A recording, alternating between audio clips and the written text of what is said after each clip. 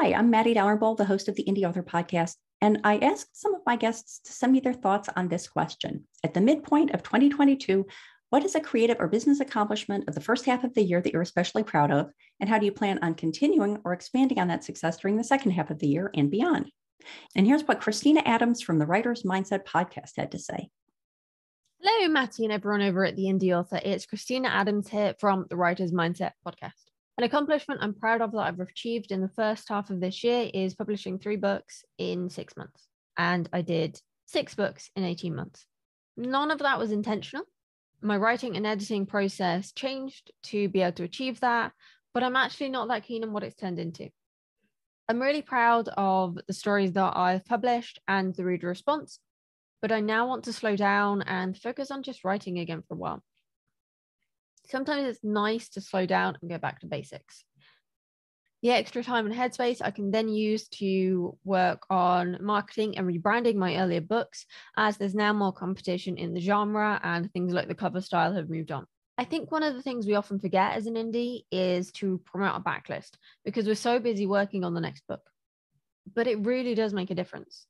Whenever I post about my books on social media or send out an email, I get more sales. And that's not a coincidence. So even if you think you're shouting, you're probably not.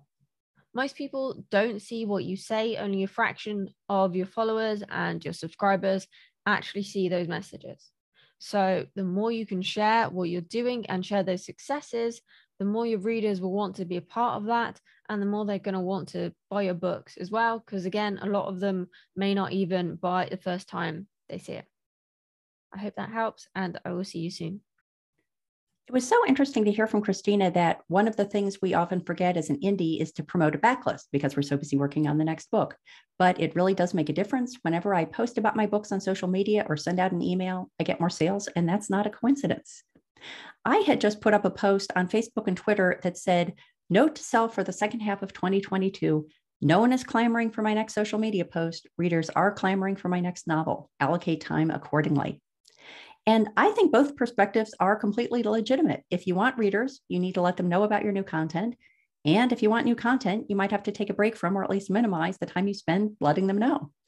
I think it just goes to show that there is no right approach for any part of our writing craft or publishing voyage, only approaches that are more or less appropriate for our current circumstances and for our overall goals.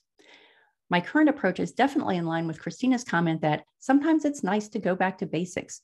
I'm always looking for ways to streamline and simplify my indie author life, which at the moment mainly means reducing the amount of time I spent managing and marketing and increasing the amount of time I spend on making.